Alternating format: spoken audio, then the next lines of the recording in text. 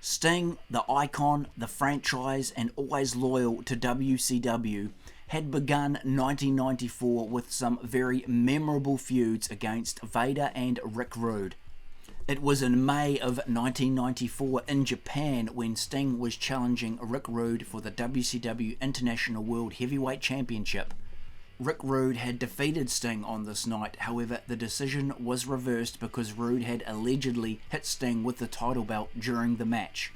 Sting, however, refused to have the title just handed to him, so the title belt was made vacant and Sting fought Vader at that month's pay-per-view Slamboree, and Sting won the match. So next month in June of 1994, Sting fought Ric Flair in a title unification match at Clash of the Champions 27. Flair would defeat Sting this night and become the new WCW World Heavyweight Champion, and this is where Hulk Hogan comes into the picture. In June of 1993, Hulk Hogan had wrestled his final match in the WWF when he fought Yokozuna at the King of the Ring pay-per-view with the WWF title on the line. Yokozuna defeated Hogan that night, and that was it for Hulk Hogan in the WWF. So it was June in 1994, around 1 year after Hogan's final appearance in the WWF, that he signed with rival company WCW. And it was at Clash of the Champions 27 where Ric Flair had just defeated Sting to unify the titles, where Hulk Hogan would make his first WCW appearance. He appeared at various times throughout the show, and once Flair had defeated Sting that night, Hogan came out and he made a challenge to Ric Flair for his World Heavyweight title. And it was Hogan's first ever WCW match at the following month's pay-per-view Bash at the Beach, where Hogan took on Flair for that World Heavyweight title and Hogan won it. Hogan and Flair would then work together in a lengthy program with the world title at stake. So guess who was left out of the picture? It looked as though they had allowed Flair to beat Sting to make Flair the champion, only to put Hogan against Flair in a lengthy feud, and Sting was somewhat forgotten about. At least as being the champion of the company anyway. One of the other things Eric Bischoff did, he brought in a lot of the WWF guys that were available at the time. Early on it was Randy Savage and Hulk Hogan. Did you feel that when those guys were brought in that they were going to take your spot or anything like that? Oh yeah, and they did. Yeah, when Hulk Hogan came in, it was Sting step aside, and that's the way it was. But you know what? I was okay with that because it was Hulk Hogan. Yeah, I worked hard, and yeah, I carried the WCW banner all those years, and worked hard. I never left, and always stayed, and the flagship, whatever they thought of me as. Right. But Hulk Hogan was Hulk Hogan. I mean, let's face it.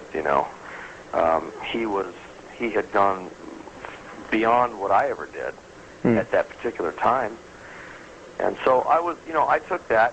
It wasn't like it was a cakewalk for me to take it, but I did.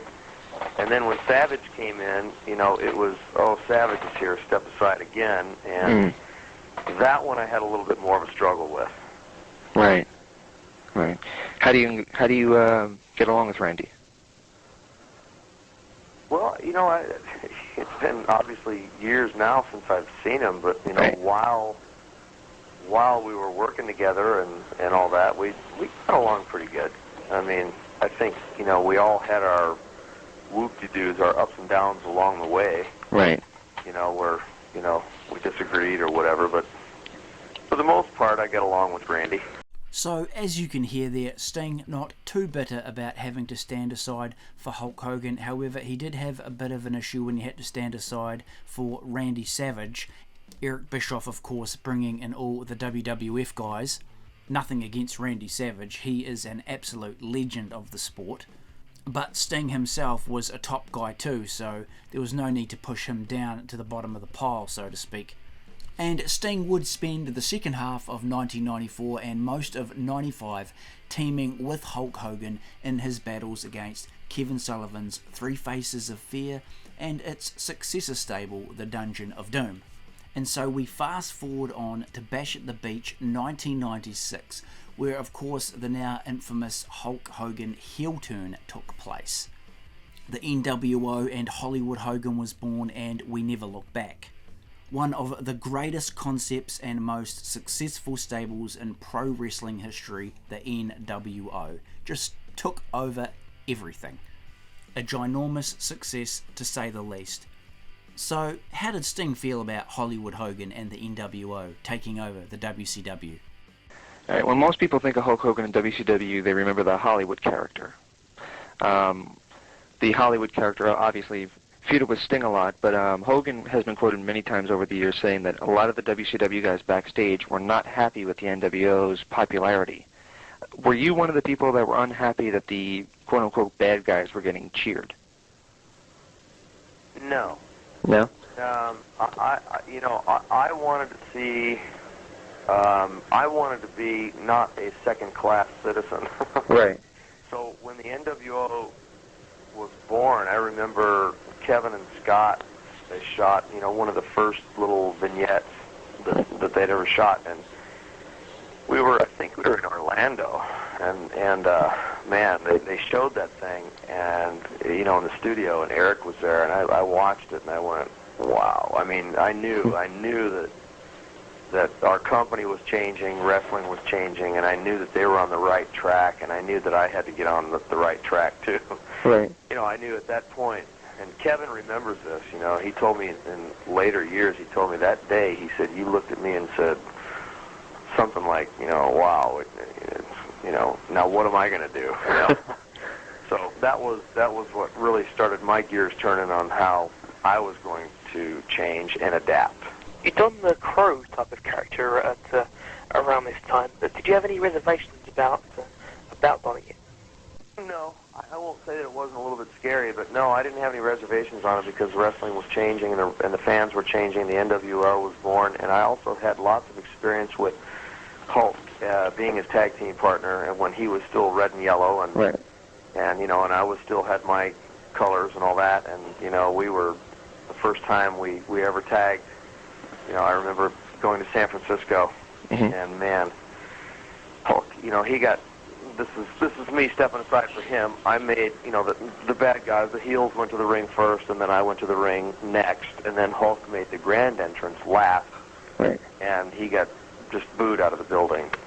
And then it happened quite a few times after that, and I think that's what, he realized it was time for him to change, and I knew that time was coming for me, too. It was definitely going to hit, so right. I was okay with it. I wanted to try something, more cutting edge. And Sting there, of course, talking about his Crow Sting character wanting to become more cutting edge, and damn, did that work or what? Another moment that turned the wrestling world on its head when Sting became that Crow character and began dropping from the rafters. Wow. A very awesome time to be a pro wrestling fan, no doubt about that. So all in all, I would say Hulk Hogan's arrival to WCW was a great shot in the arm for the company, no doubt about that. After all, he's Hulk Hogan, right? And that Hollywood Hogan character really made the NWO what it was. Really helped to solidify it and make it legit. Kevin Nash and Scott Hall have even said that in their own words as well. Not saying it wouldn't have worked without him, but Hogan was a major cog for sure. If you love Hogan or hate Hogan, he did help to put WCW on the map, and he helped that company compete with the WWE, no question. On the other hand, of course, some will say that bringing Hulk Hogan into WCW was at the expense of other talent. But you've got to ask yourself, how successful would have the company have been without Hulk Hogan coming aboard? Everyone will have their own thoughts and opinions, so be sure to put those in the comment section down below. Hit that like button with a Scorpion Death Drop. Sub to the channel if you haven't already, and consider becoming a channel member. There's a link in the description box below where you can find out more about that. Thanks for tuning in, guys, and we'll catch you next time.